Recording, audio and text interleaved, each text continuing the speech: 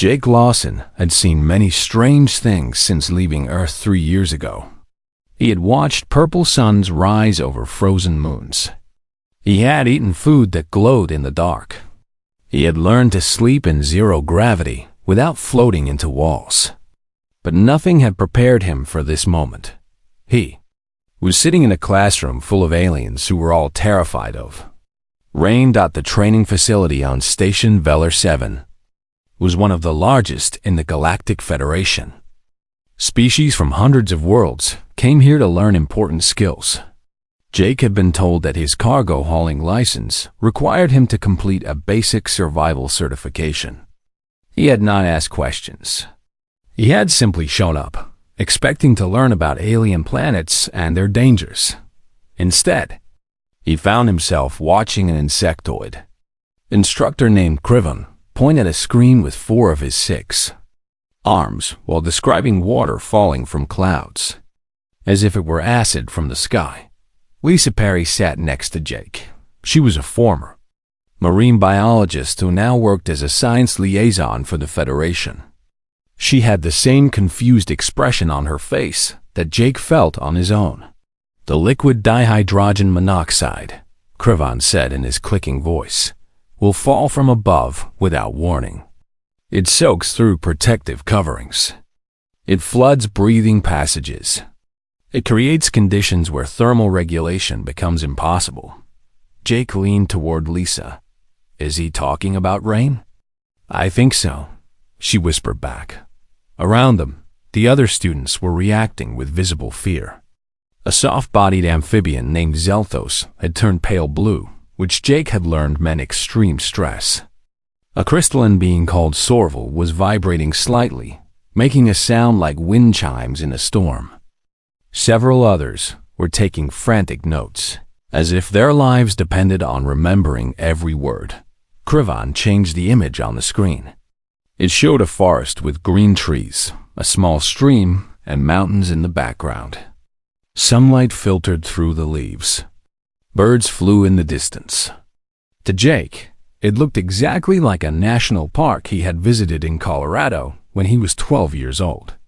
"This," Krivon announced with grave seriousness, "is a Category 7 Deathworld environment. Notice the unfiltered solar radiation penetrating the vegetation.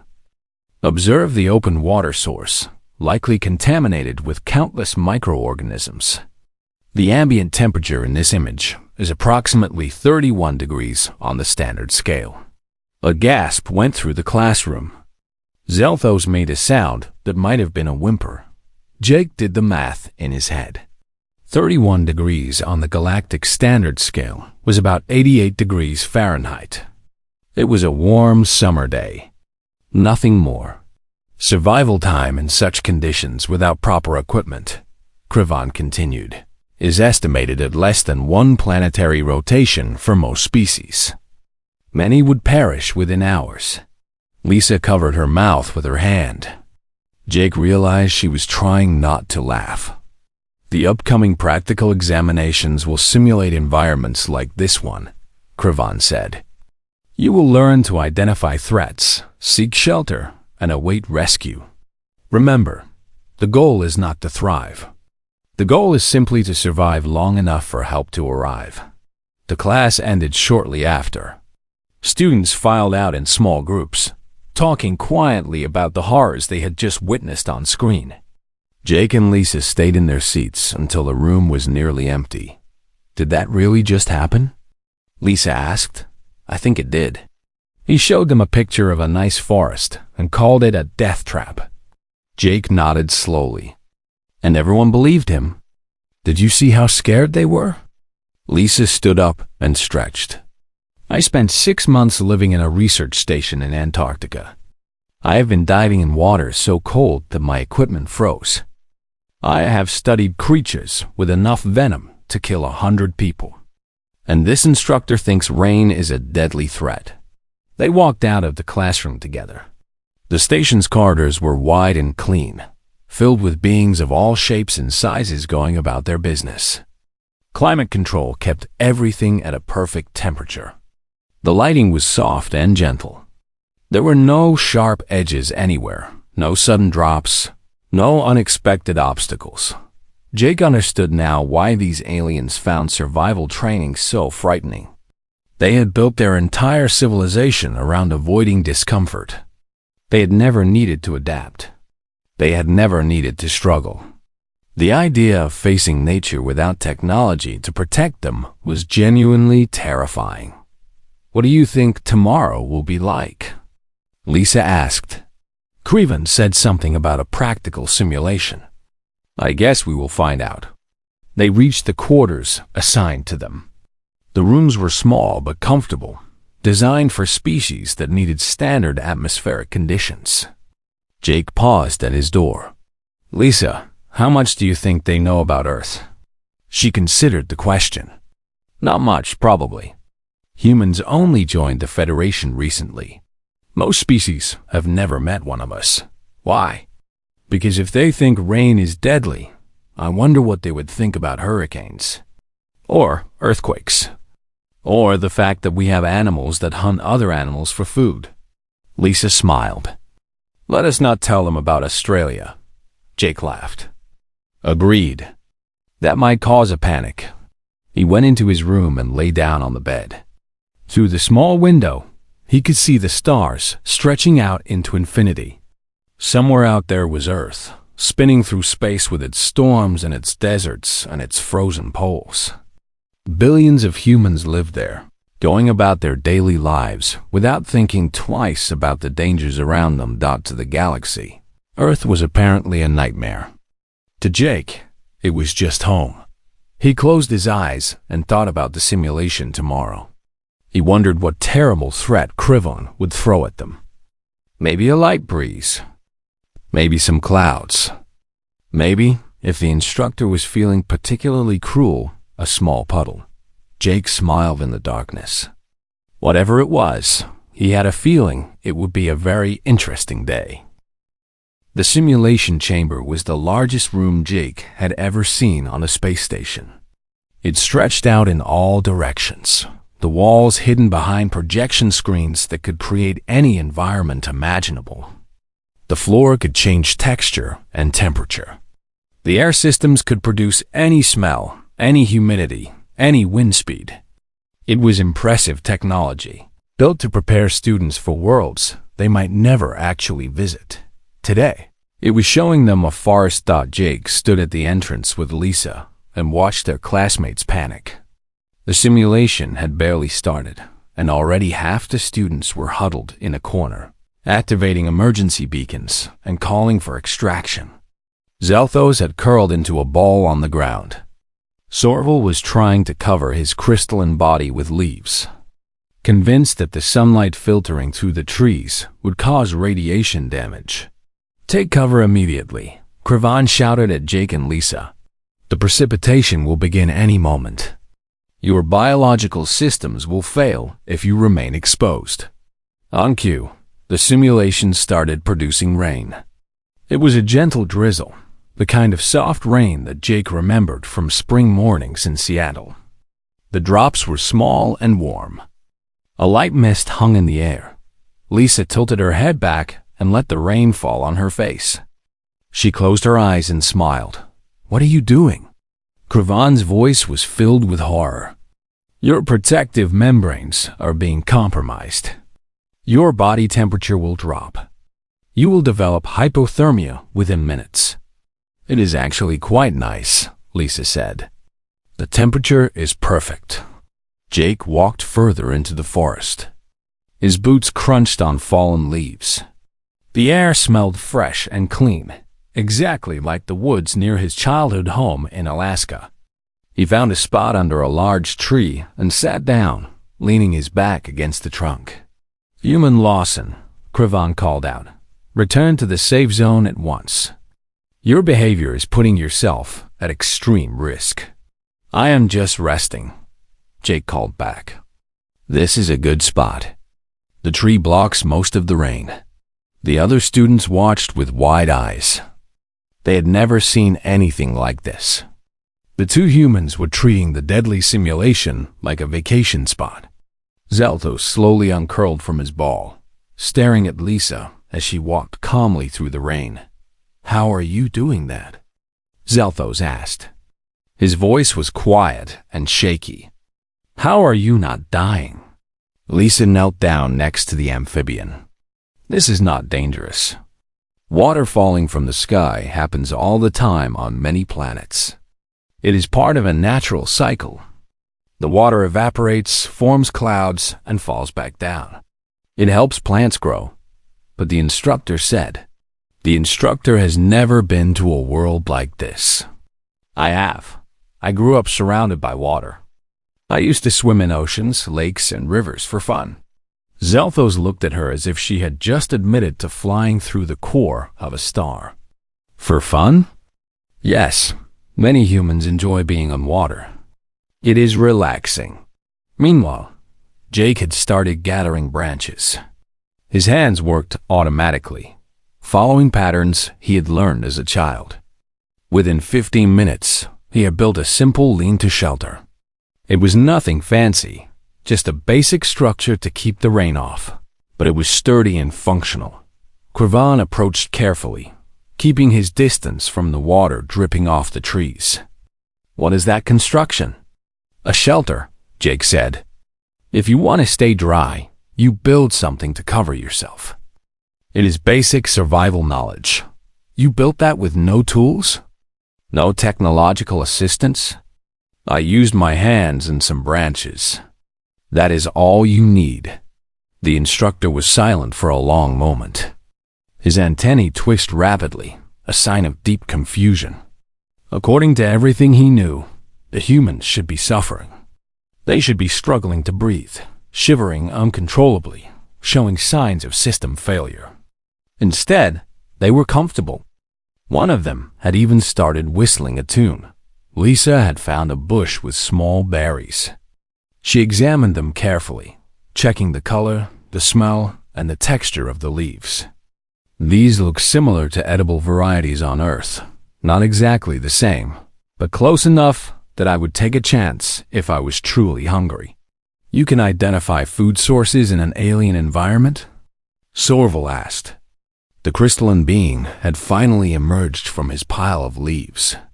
"I can make educated guesses based on patterns. Many plants across the galaxy evolved in similar ways. Bright colors often mean poison. Certain leaf shapes often mean nutrition. It is not perfect, but it is better than nothing." Jake finished his shelter and began gathering dry material from under the larger trees. He arranged it in a small pile, then pulled 2 stones from the ground. Within minutes, he had created sparks. Within 10 minutes, he had a small fire burning steadily. The aliens gathered at a safe distance, watching the flames with a mixture of fear and fascination. Fire was something they understood only as a destructive force. The idea of creating it deliberately, controlling it, using it for warmth and cooking, was almost beyond their comprehension. "You made fire," Zelthos said. "With rocks." "Humans have been doing this for thousands of years," Jake replied. "Long before we had technology, we had fire. It kept us warm. It scared away predators. It let us cook food so we could eat things that would otherwise make us sick." Krivan stood frozen at the edge of the clearing. His entire understanding of survival training was crumbling before his eyes. These humans had taken his deadliest simulation and turned it into a camping trip. They were not just surviving, they were thriving. "End simulation," he said quietly. The forest disappeared. The walls returned to their normal gray. The fire vanished, leaving only the smell of smoke in the recycled air. Krivan looked at Jake and Lisa for a long moment. Then, without saying another word, he turned and walked out of the chamber. Director Malvan would need to see the recordings. Something was very wrong with these humans. Either they were malfunctioning in ways no one understood, or they were something far more dangerous than anyone had realized. The other students gathered around Jake and Lisa, full of questions. For the first time, they were not looking at the humans with fear. They were looking at them with wonder. Director Malvon watched the recording 17 times. Each viewing made less sense than the one before. He had spent 40 years building the Academy's reputation as the finest survival training facility in the Federation. He had personally designed the simulation protocols. He knew exactly how difficult they were supposed to be. The humans had treated his most challenging forest scenario like a pleasant afternoon stroll. "Run them through the desert simulation," he ordered Krivan. "Maximum heat. Full solar exposure. We will find their limits." The next morning, Jake and Lisa entered the simulation chamber to find themselves standing in an endless expanse of sand. The temperature was brutal, well over 40 degrees. The sun blazed overhead without a single cloud to offer shade. The air was so dry that it hurt to breathe. Jake squinted at the horizon. "This reminds me of Arizona." "I was thinking Nevada," Lisa said. "Maybe New Mexico." Within an hour, they had dug a shallow trench in the sand and covered it with their outer clothing to create shade. Jake showed the watching aliens how to breathe slowly and conserve energy. Lisa explained how to find signs of water beneath the surface by looking for certain types of rocks and changes in the color of the sand. The simulation ended. The humans were sweating, but otherwise fine. Director Malvon ordered the Arctic scenario. Jake and Lisa found themselves on a frozen plain with wind howling around them. The temperature was far below zero. Ice crystals formed in the air with every breath. Most species would have frozen solid within minutes. Lisa immediately started doing jumping exercises to generate body heat. Jake built a snow shelter, hollowing out a small cave in a drift and lining it with packed ice that would actually help insulate them from the wind. He explained to the horrified observers that snow could trap air and create warmth if used correctly. The simulation ended. Jake was taking a nap in his snow cave when Krivan finally shut it down. The tropical jungle simulation came next. Dense vegetation, extreme humidity, insects everywhere, and the sounds of unseen creatures in the shadows. Jake and Lisa moved through it like they had lived there all their lives. Lisa caught simulated fish with her bare hands, using a technique she had learned while studying marine life in warm waters. Jake identified 3 different plants that could provide safe drinking water. By the 4th day, the entire station was talking about the humans. Other instructors came to watch the simulations. Students from different programs pressed against the observation windows. Rumors spread through every corridor and common room. Zelthos had started following Lisa around like a small, anxious shadow. The amphibian had never met anyone so calm in the face of danger. It was changing something inside him, making him braver than he had ever been. "How do you do it?" he asked during a break between simulations. "How are you not afraid?" Lisa thought about the question carefully. "I am afraid sometimes. Everyone feels fear. But on my planet, we learned that fear can be useful. It tells you to pay attention. It tells you to be careful. The trick is not to let it control you." "Your planet sounds terrifying." "Earth has many dangers," Lisa admitted. "We have storms that can destroy entire cities. We have mountains that explode with fire. We have waves as tall as buildings.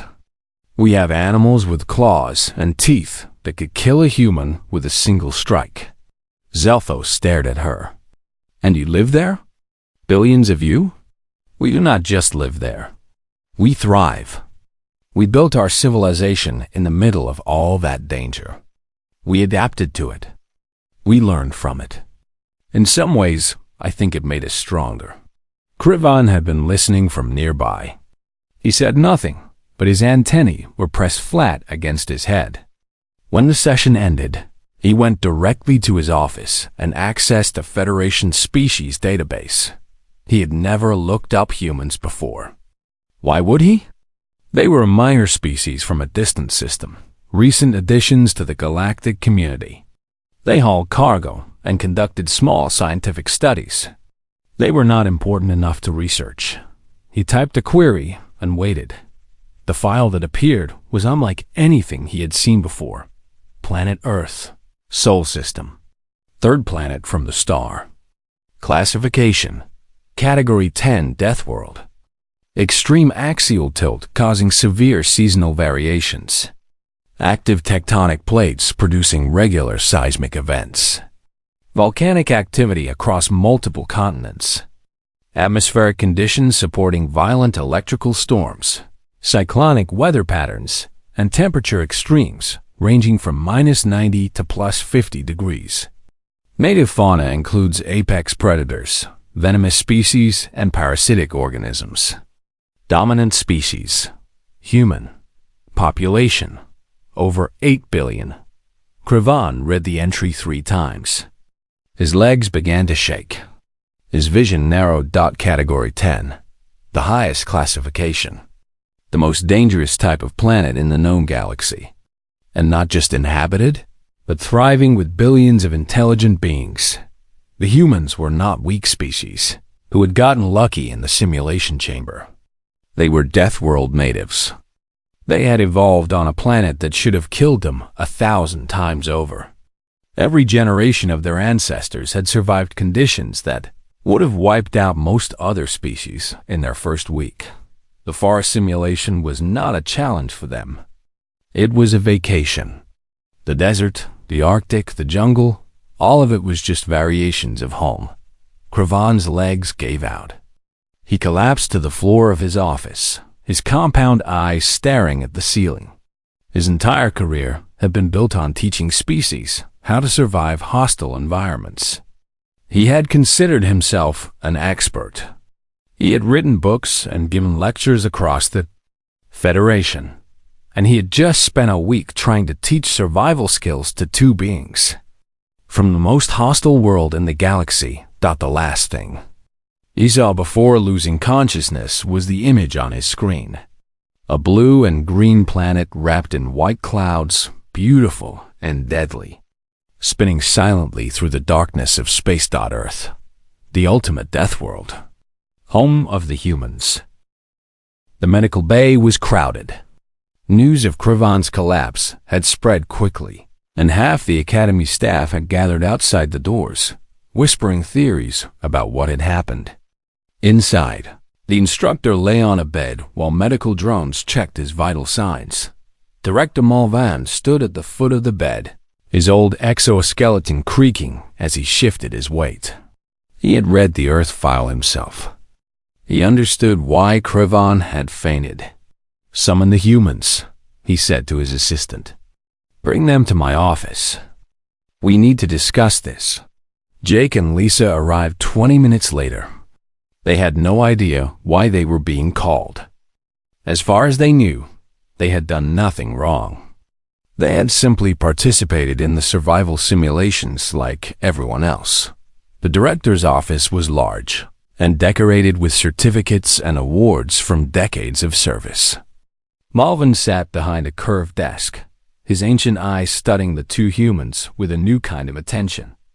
"Please, sit," he said. "I have been reviewing your simulation performances," Malvan began. "They are unlike anything in our records. In 40 years, no student has ever completed all 4 standard scenarios without requiring rescue.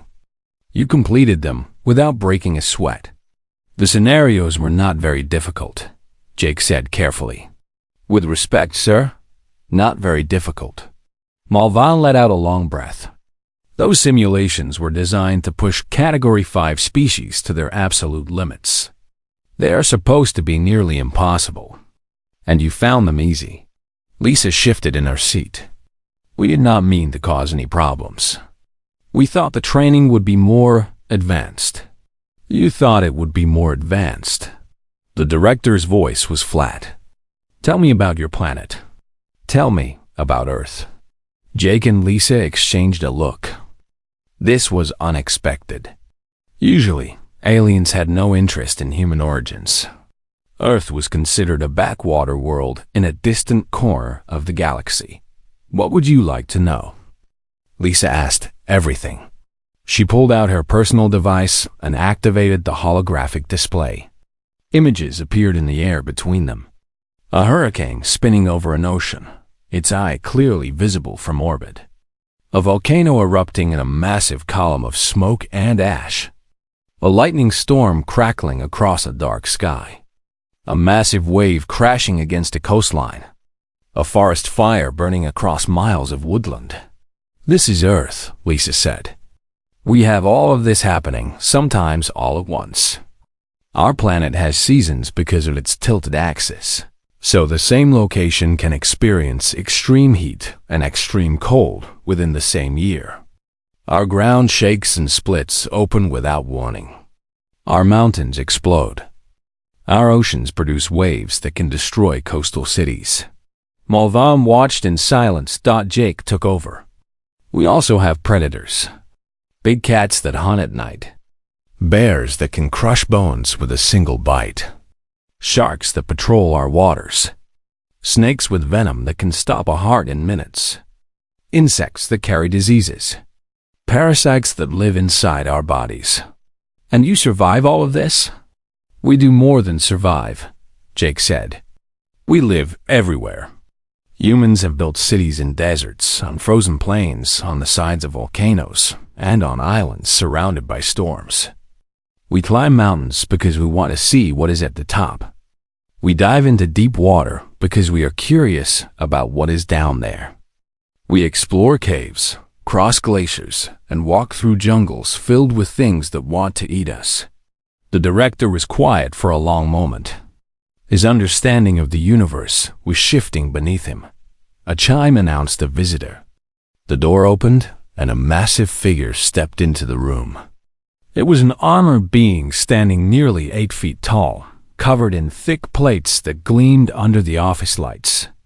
Jake recognized the species, a Droken, one of the most respected warrior cultures in the Federation. "Admiral Korath," Malvan said, standing quickly. "I did not expect you personally. I came as soon as I heard the reports." The Admiral's voice was deep and rumbling. His eyes, small and dark beneath his armored brow, focused on Jake and Lisa. "So these are the Deathworlders." "We are just humans," Lisa said. "That is exactly what makes you remarkable." Korath moved closer, studying them with obvious interest. "I have heard legends about Deathworld species my entire life. Beings forged by impossible environments. Creatures so tough that normal hazards meant nothing to them. I never thought I would actually meet any. Legends?" Jake asked. "The Federation has been searching for species like you for decades. We have colonies on harsh worlds that keep failing because no one can survive the conditions long enough to build proper infrastructure. We lose thousands of lives every year to environments that your files suggest you would find tolerable." The Admiral's tone shifted.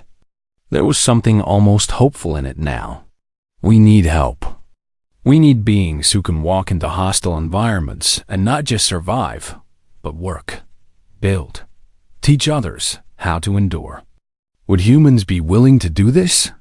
Jake looked at Lisa. Neither of them had expected anything like this. They had come to get a basic certification so they could keep doing their jobs. Now they were being asked to help save colonies across the galaxy.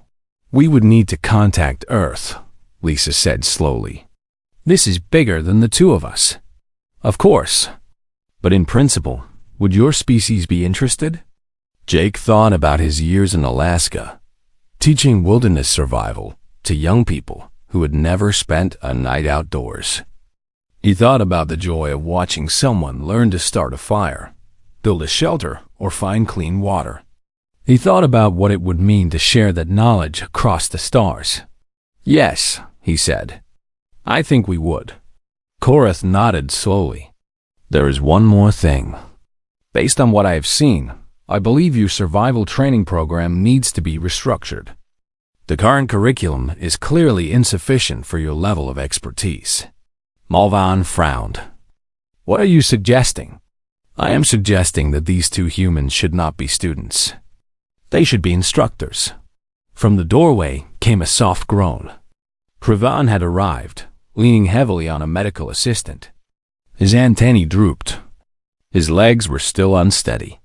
But he had heard everything. "I will need to take notes," he said weakly. Many notes. 6 months changed everything. The colony on Kethras 4 had been dying when Jake arrived. 3 previous attempts to establish a permanent settlement had failed. The planet had brutal temperature swings, unpredictable storms, and soil that seemed to reject every crop the colonists tried to plant. Dozens of species had given up. The Federation was ready to declare the world uninhabitable. Jake walked off the transport shuttle, looked around at the harsh landscape, and smiled. It reminded him of home. Within weeks, he had gathered a team of human volunteers from Earth. They came from every background. Arctic researchers, desert survival experts, mountain climbers, farmers who had worked impossible land their entire lives. They looked at Kethros 4 and saw not a death sentence, but a challenge. They taught the colonists how to build structures that could withstand the temperature changes. They showed them how to read the sky for signs of coming storms. They found water sources that previous surveys had missed and developed irrigation systems that worked with the difficult soil instead of against it. The crops began to grow. The buildings stopped falling down. For the first time, the colony started to expand. Instead of shrink, Jake stood on a hill overlooking the settlement as the sun set behind distant mountains.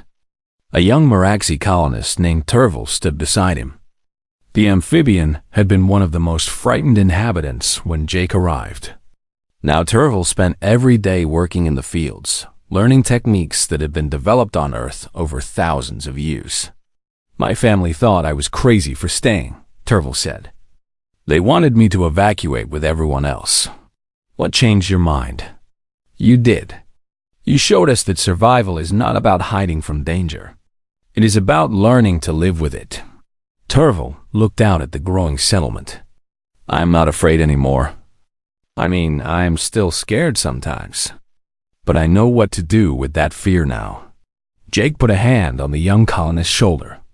It was moments like this that made everything worthwhile. Back on Station Villa 7, Lisa had transformed the academy. Her class, officially called Adaptive Survival Methodology, but known to everyone as Human Methods, had become the most popular program in Federation history. Students came from hundreds of worlds just to learn from the legendary Deathworld instructor. The classroom was full when she walked in for the morning session. Faces of every shape and color looked up at her with eager attention. Some were nervous. Some were excited. All of them were ready to learn. ZLTHOS sat in the front row. The amphibian had changed dramatically over the past months. He stood taller now. His color was healthier. He had become Lisa's teaching assistant, helping new students understand concepts that had once terrified him. "Good morning, everyone," Lisa said. "Today we are going to talk about fear." She activated the display behind her. Images appeared. Storms, fires, predators, all the things that most species spend their lives avoiding. Fear is not your enemy. Fear is information. It tells you that something requires your attention. The mistake most beings make is letting fear make their decisions for them. They run, they hide, they freeze, and sometimes that gets them killed. She walked among the students, making eye contact with each one. Humans learned a different approach. When we feel fear, we pay attention to it. We ask ourselves what the fear is telling us, and then we make a choice based on knowledge, not panic. You can learn to do the same thing. A young Kethany raised a crystalline hand. But how do you gain the knowledge? How do you learn what to do in dangerous situations? Practice, Lisa said. Controlled exposure. You start small. You face tiny fears until they are not fears anymore. Then you move to bigger challenges. You build your confidence one step at a time. That is what this class is about. The door opened and Admiral Karath entered, followed by Director Malvan, and a fully recovered Krivon. The former instructor had spent the last 6 months rewriting every textbook he had ever published. He carried a tablet everywhere now, constantly adding notes based on what he learned from the humans. Lisa nodded to them and continued her lesson. It had become common for officials to visit her class. They wanted to see the miracle for themselves. After the session ended, Korath approached her. The Federation Council has approved the expansion. We are sending human survival teams to 12 more colonies across the outer systems. Your methods are going to save thousands of lives. It is not my methods, Lisa said. It is human methods. We are just sharing what our species learned the hard way over millions of years of evolution. Regardless of how you describe it, you have changed the Federation's understanding of survival training. You have changed how we think about dangerous environments entirely. Malvan stepped forward. The Council would like to present you and Jake Lawson with the Medal of Adaptation. It is our highest honor for contributions to the welfare of Federation citizens. Lisa was quiet for a moment. She had not expected recognition. She had just wanted to help. Thank you, she said finally. But Jake should be the one to give the speech. He's better with words than I am. The ceremony happened a week later. Dignitaries came from across the galaxy. The Great Hall of Station Velar 7 was filled with beings who had traveled light years just to honor 2 humans from a death world. Jake stood at the podium, the metal heavy around his neck, and looked out at the crowd. He saw Zelthos in the audience, standing proud. He saw Krivon, no longer an instructor, but now a dedicated student. He saw faces he recognized and faces he did not, all of them looking at him with respect and hope. I am not good at speeches, he began, and a ripple of warm laughter moved through the hall. So I will keep this short. Humans survived on Earth because we learned one simple truth. We are stronger together. We faced dangers that should have destroyed us. And we made it through because we helped each other. He paused, choosing his next words carefully. The galaxy is a big place, full of challenges that no single species can face alone. But we do not have to face them alone. That is what we want to share with you. Not just survival techniques, not just knowledge, but the understanding that when we work together, there is nothing we cannot overcome. The applause started slowly and built until it filled the entire hall. In the back of the room, a new class of students waited to begin their training. Lisa smiled at them, remembering how scared she had once been, how far she had come. Welcome to Human Methods, she said. The first lesson is simple. Do not be afraid. We will face it together.